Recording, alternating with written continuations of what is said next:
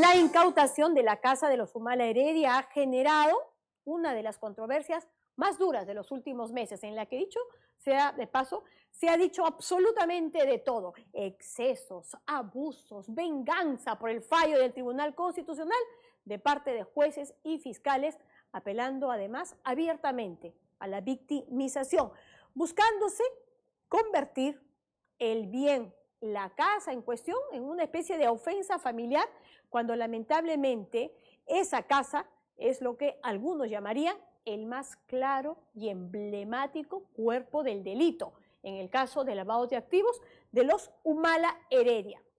Dicho sea de paso, como propietario no figura Humala por ningún lado, solo Heredia. O sea, casi 10 años después de adquirido, todo en torno a esa casa, de la que Panorama ha tenido acceso a imágenes exclusivas, han sido mentiras claramente demostradas: cuentas que no cuadran, remodelaciones costosísimas, ni hablar de los muebles que ahí colocaron. ¿Con qué plata? Casa que, ojo, se compró en el 2008, tiempos del polo rojo chavista. Humala ganaba un sueldo de 6.000 soles y Nadine, ya sabemos, no trabajó en las asesorías que dicen, porque resultó que eran completamente falsas. Marco Vázquez y Jimmy Rodríguez nos lo explican.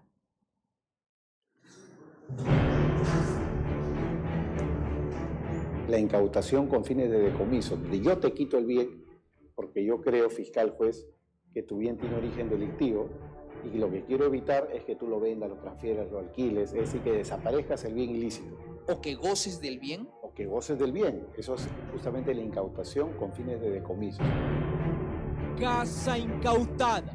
Fin del goce, según el fiscal, del efecto del delito.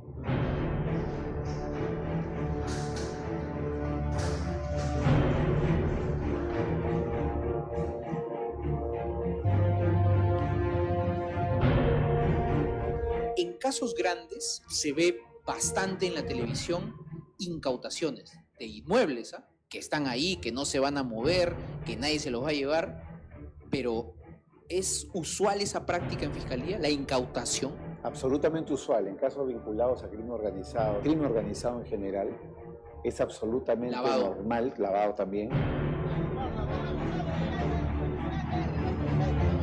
Las impactantes imágenes de un presidente y su esposa, quienes, por las consecuencias de sus propias acciones, han sido despojados de una casa familiar, han partido la cancha. Acá en el caso Humala, lo que se ha discutido no es respecto de todos los bienes, pero la discusión ha estado solamente alrededor de un solo bien, que era la casa habitación. Acá el tema ha sido muy sensible, primero porque Humala y Heredia acaban de salir de prisión. Segundo, porque esto se ha conectado supuestamente con el hecho de que la Fiscalía ha perdido en el Tribunal Constitucional. Tercero, con que la petición se presentó cuando ellos todavía estaban en prisión. Cuarto, por el tema de que hay menores de edad, ¿no? Entonces, esto ha sido utilizado por la familia Humala y Heredia para victimizarse, ¿no? Y han logrado cierto rebote mediático. Es una medida que está en contra del libre albedrío de mis hijos. Son 3 niños y esta es su casa, que se la quieren quitar, nos quieren poner en la calle. Una severa, polémica, pero legal decisión contra peces gordos investigados por Lavallato ha mostrado que la defensa de los Humala Heredia juegan en la cancha de las percepciones, de las tristes impresiones. Ahí yo creo que hay 2 temas importantes que tomar en cuenta. Número 1, nadie ha discutido acá el origen de esos bienes. Es decir, ninguno de los defensores se ha preguntado cuál es el origen del dinero con el cual todo esto se ha pagado. Y tengo la impresión de que los señores Humala y Heredia van a tener serias dificultades para responder ese punto. Por eso que todo su discurso mediático es mis hijos, mis niños, mi familia. El discurso no ha sido son bienes que yo compré lícitamente. Y como en los hechos, los indicios de plata sucia de 2 mafias ahogan en el lodo a la expareja presidencial, toda su defensa y sus defensores fueron por el lado real y flanqueable de la resolución, la proporcionalidad. Porque la incautación tiene 2 requisitos. Requisito número 1, que haya suficiente prueba de que estos bienes podrían venir del origen delictivo. ¿Requisitos? Y ese punto nadie lo ha discutido, como que lo aceptamos. Y el requisito es la proporcionalidad, de que la medida sea necesaria, de que la medida sea Y idónea. ahí sí entro con los Ahí sí hijos, entra- la familia, eso. la Ellos- conmiseración. Claro, y ellos se han, digamos, concentrado, refugiado en ese punto. Al final, el presidente del PJ tuvo que retroceder y, aunque no parece gustarle, apoyar a su juez. Y el fiscal de la nación tuvo que reconocer que la decisión sí tenía sustento. A mí me parece que la decisión del fiscal está sustentada. Quizás no hubiera sido lo más oportuno en este momento, pero es la decisión que tomó el fiscal y yo creo que tiene que respetarse. Igual la decisión del juez. No generar una línea de opinión fuerte, externa, en unos casos interesadas. La proporcionalidad será corregida o ratificada por una sala superior. Sin embargo, los hechos alrededor del origen del dinero que compró y equipó esa casa siempre se mantendrán intactos. De esos, sus defensores nunca hablarán. ¿Cuál es la historia?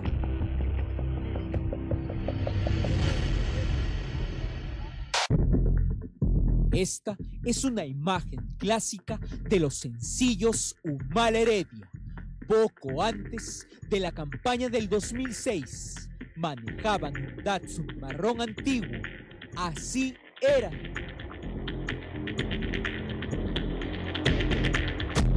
Este es un recibo original en poder de la Fiscalía de las llamadas de teléfono fijo de Nadine Heredia Alarcón.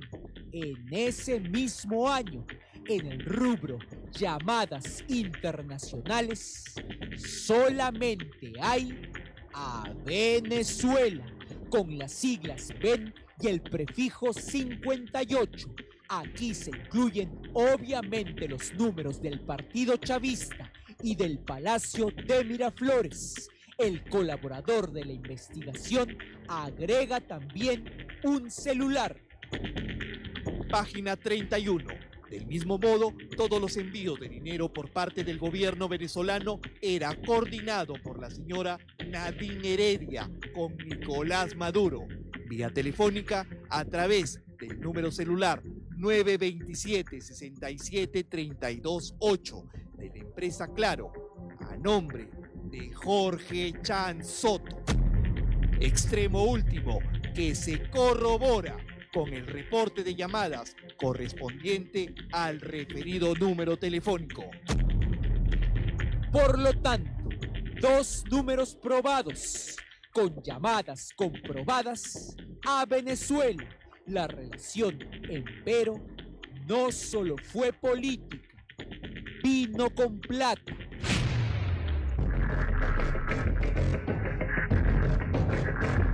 Ya conocemos desde hace 3 años los envíos de la sospechosa empresa venezolana CaixaMac desde un banco de Nueva York hacia cuentas de Doña Flor, la mamá, y de Chío Calderón, cuentas abiertas solamente con ese fin, por orden de Heredia. Fueron unos $80,000 que nunca entraron a la cuenta oficial del Partido Humanista cuando se abrió y que terminaron en las cuentas de Heredia. También conocemos que ella en 2007 recibió plata de una empresa llamada Venezolana de Valores, Beneval. No se puede precisar, a pesar de colaboradores eficaces, cuánto realmente llegó en la campaña del 2006 en efectivo. Aproximadamente de Venezuela deben haber llegado una cantidad de $6 millones y aproximadamente deben haberle sobrado $2 millones a la señora Nadine Heredia Alarcón. Pero si usted sigue incrédulo, aténgase a que Heredia coordinaba con Nicolás Maduro sus pagos anualmente como ella misma escribió en el 2007.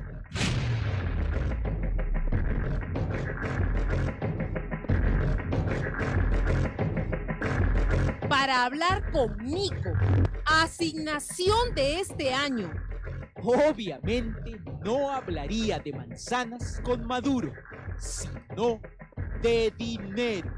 Para hablar con Nico, contar cómo está la situación jurídica de Ollanta Humala Tazo, plantear el tema de la televisora, asignación de este año, inversión en la primera. Dinero.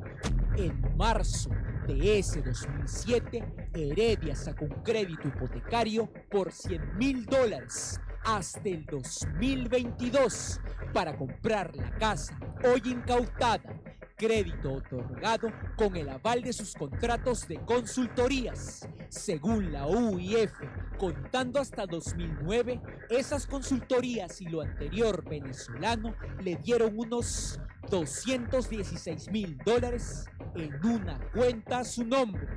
De esa cuenta prepagó el crédito hipotecario y pagó la mayoría de la deuda de la casa, pudiendo terminar así en el año 2013, 9 años antes de anticipación. ¡Qué suerte! Hoy sabemos, por los mismos amigos contratantes de Heredia de las consultorías, que eran truchas, eran falsas o ficticias. Nadie ha discutido acá el origen de esos bienes. Es decir, ninguno de los defensores se ha preguntado cuál es el origen del dinero con el cual todo esto se ha pagado. El discurso no ha sido, son bienes que yo compré lícitamente. Ella les entregaba la plata y un recibo, y ellos lo devolvían depositándolo en su cuenta. Eso casi no está en duda. De esa manera, a diferencia de la mayoría de peruanos, Heredia obtuvo una casa propia gracias a la política. Caizamac, Beneval, consultorías fantasmas, una campaña y Nico, según el fiscal, lo hicieron posible. La investigada no habría realizado las labores que señala, sino que para dar apariencia de legalidad al dinero cuya fuente ilícita conocía, simuló contratos y en tiempo ulterior, mediante terceras personas, hizo ingresar dicho dinero al sistema bancario formal, lo que finalmente le habría permitido justificar la compra del inmueble antes señalado. Heredia, como ella misma apuntó, recibió plata hasta de la embajadora chavista en Bolivia, Crisbeile González Hernández. Crisbeile González, febrero, más $14,000. Tiene tantos indicios incriminatorios que nunca contestará de fondo nada. Luego de lograr la casa propia, llegó el costoso equipamiento para la casa propia. Esta es la famosa boleta cancelada de las alfombras, con las que la decoró en el 2009. Solo en eso gastó $14,000. Según se ve, solo en alfombras $14,000 para una familia cuyo candidato en 2006 declaró ganar solamente 6,000 soles de pensión. De muebles, de alfombras persas por $14,000. Yo he dirigido a La Nación por 5 años, creo que el honor más grande que me ha dado el país, ¿no? Por eso me cuesta hablar de alfombra, del mueblecito, de la tacita. Pues lo que pasa es que cuando la todo alfombra eso, costó $5,000... yo le puedo señalar, más allá de estas cositas anecdóticas, todo eso está total y plenamente justificado. Hace un año, Panorama, luego de una consulta ética, publicó los precios de cada mueble comprado por los Humala Heredia, precios del lejano 2008. Para aquello se utilizaron las fotografías del interior de la casa, que llegaron con y certificaron la procedencia de las agendas. Presentar imágenes del interior es una transgresión a alguna norma, es ilegal, estamos transgrediendo algo que no debemos hacer. Es el trabajo periodístico el que me va a llevar a determinar si realmente tengo que publicarlo o no para cumplir con la finalidad que es informar algo de interés público. ¿Esto es de interés público, sí o no? El tema que ustedes están tratando es de interés público. Lo visto y comprado, según estos documentos, en la segunda mitad del 2008 en la tienda Ferrini, no correspondía a los ingresos de la pareja. El público tiene derecho a saber cuál era el ritmo de vida de este señor cuando había sido candidato y si bien no había ganado, era el jefe de un partido político muy importante. Sí, existe el legítimo derecho de la sociedad a saber cómo vive esta persona, qué gasta, cuánto gana y si corresponde con sus gastos. Aparte de los costosos cuadros que se pudo cotejar en las imágenes cuando la casa estaba llena, de acuerdo a las imágenes y los presupuestos de Ferrini con su nombre, compraron sillones Luis XV estilo calado por 6.500 soles, una vitrina Nisa de 6.400 soles, sillones Luis XV grandes por 6.000 soles más, mesas auxiliares Roma de 5.400 soles, un diván Biedermeier de 3.200 soles, sillones medallón de por lo menos $1.200 o sillones provenzales de 6.600 soles. Todo eso sin contar lo más caro, la sala y el comedor completo, exclusivos de Ferrini. El público tiene derecho a saber cuál era el ritmo de vida de este señor cuando había sido candidato y si bien no había ganado, era el jefe de un partido político muy importante. Sí. El fiscal, obviamente cerrando su investigación, llegó a la conclusión certera: la plata para la casa provino de Venezuela. Con ese convencimiento y a punto de acusar, se debe dejar gozar el bien ilícito a los investigados. Se debe. ¿Qué es lo justo y usual ahí? Para mí, juez, sobre todo para mí, juez, presumo que esos bienes son efecto del delito. ¿Tú vas a permitir que ellos continúen gozando esa es la pregunta final, ¿no? Claro, te sigas beneficiando de lo ilícito. Entonces, no es ilegal una incautación. Como regla general, la incautación es perfectamente legal, está regulado. Lo que acá se ha discutido, y creo que es el tema, es el tema de la proporcionalidad, ¿no? ¿Y cómo se evalúa la proporcionalidad? Según el Tribunal Constitucional, este es un tema trabajado hace más de 20 años, la proporcionalidad implica primero ver si la medida es una medida necesaria. En este caso, lo que se ha dicho es que sobre este bien ya recaía un embargo. Entonces lo que dicen los defensores de los Humala es esto era más que suficiente para evitar que el inmueble sea transferido, vendido, tercerizado. También se discute el tema de la idoneidad y luego está el tema de la proporcionalidad estricta, ¿no? Recopilemos: necesidad, idoneidad y proporcionalidad estricta. Y lo que ha pasado acá es que se ha aplicado la medida cautelar en piloto automático, haciendo lo que siempre se hace. Se ha empañado toda la decisión final, porque la decisión era sobre cuentas y otros bienes, y la discusión se ha centrado en un solo bien, y claro, a partir de ese solo bien ya se ha creado un poco la imagen de que todo está manchado.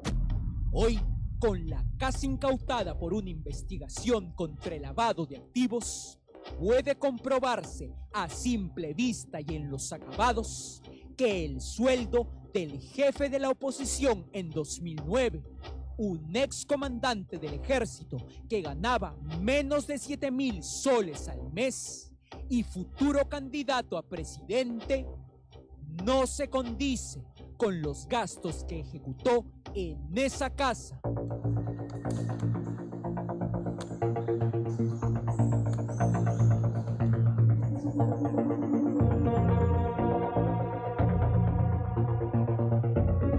Las pericias se han quedado cortas. No incluyeron nunca los gastos que se observan. Heredia, para la campaña del 2011, solo ofrecía entrevistas en la casa contigua de su mamá. Nunca nadie observó la magnitud de sus gastos, presuntamente con dinero venezolano. La última pericia, que levanta todas las observaciones hechas por los Humala Heredia, concluye que la ex primera dama obtiene 1.230.000 soles de desbalance patrimonial acumulado. Para nosotros, continúa casi el mismo desbalance.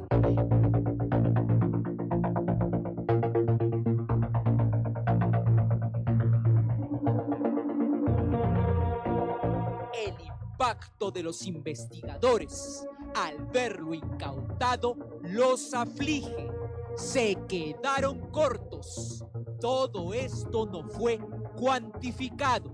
Los Humala Heredia, por eso, tienen indicios en contra hasta para regalar.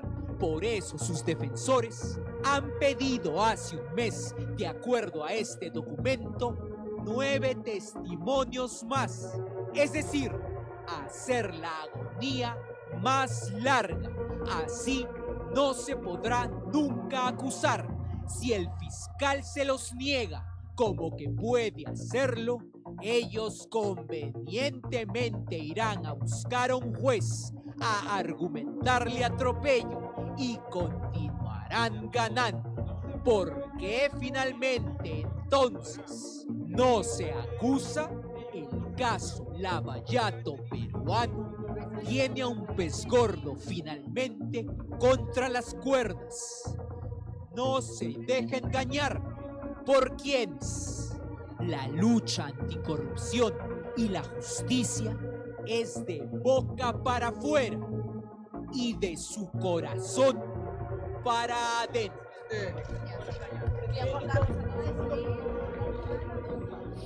Y precisamente sobre este tema, hoy el diario El Comercio publica una encuesta nacional rural de la empresa Ipsos Apoyo. Esta es la primera pregunta que, respecto a este caso puntual, ¿usted cree respecto a la medida de la incautación de la casa? ¿Cree que es una medida exagerada o justa?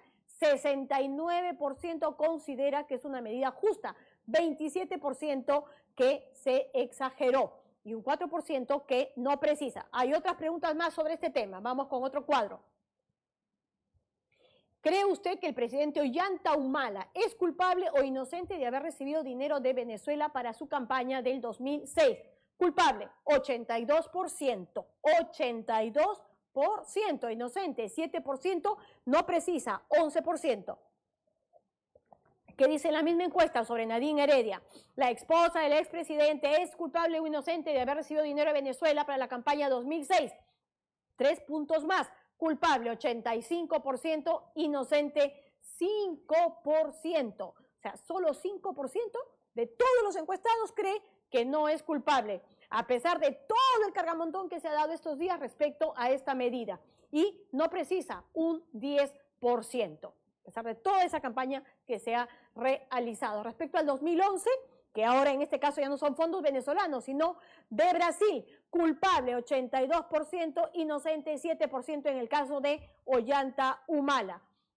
Esas son las cifras. Y en el caso de Nadine Heredia, igualmente, 84% de haber recibido plata de Brasil, 5% que es inocente y 11% no precisa.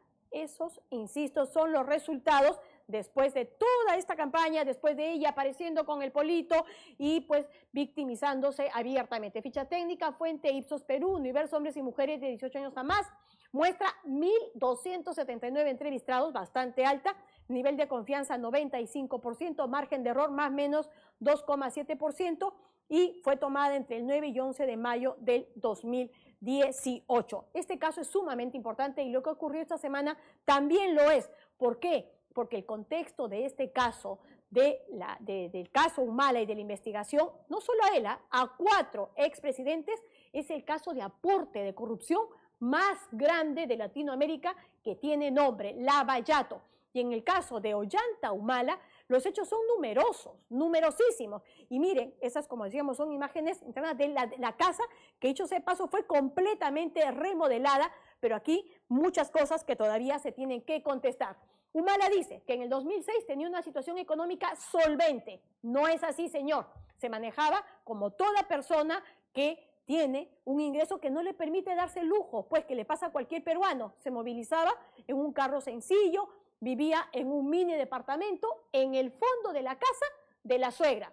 Eso de que mis padres me financiaban es otro argumento que cae de endeble. Las cuentas de las hijas fueron incautadas. Sí, es verdad, suena doloroso, pero quienes los pusieron ahí son los padres quienes han puesto como escudo precisamente a sus hijos. Qué increíble, viviendo además de un militar, la verdad. Al respecto, una pregunta que algunos no se quieren hacer. ¿Cómo 2 niñas abrieron cuentas en el 2006 post campaña por un monto entre ambas de 84.000 soles? Mamá no trabajaba y papá tenía un sueldo menor a los 7.000 soles. Más datos que no se quieren ver. Las compras de Nadine Heredia en sus viajes, ¿se acuerdan con la tarjeta que la amiga la prestó? Suman, ¿cuánto? $38.107. Se gastó en las compritas que hacía en viajes durante año y medio. Solo año y medio. La amiguísima de la tarjeta, de acuerdo al último peritaje de la Fiscalía, presenta un desbalance de, miren ustedes, $1.276.000. La mamá de Antonio Alarcón, no se olvide, registra en su cuenta depósitos de Venezuela. ¿Por cuánto? Por $67.557 que luego confesó fueron a parar a las cuentas de Heredia. A la ex embajadora, siguiendo con todo el entorno de Francia, Cristina Velita, se le ha detectado un balance de 3,5 millones de soles. Estos son solo algunos hechos comprobadísimos. Esos que sus defensores, por supuesto, no ven y prefieren optar, por supuesto, y acompañar la campaña de victimización. Y sabemos que Heredia, según sus agendas, controlaba hasta el 2011, señor Humala, no hasta el 2010, como ha señalado, $5 millones. Bueno, se pueden entender todas las remodelaciones que se hicieron a la casa. Toda esa casa comprada con un sueldo de 6.000 soles. ¿Por qué no nos explican de dónde salió eso? ¿Por qué no nos explican todo lo que aparece en la agenda ítem por ítem, de dónde salió esa plata? Ahora, ¿por qué no acusan a los fiscales? Es verdad que están de morones, claro que sí. Y eso no le hace bien ni al caso ni a la institución.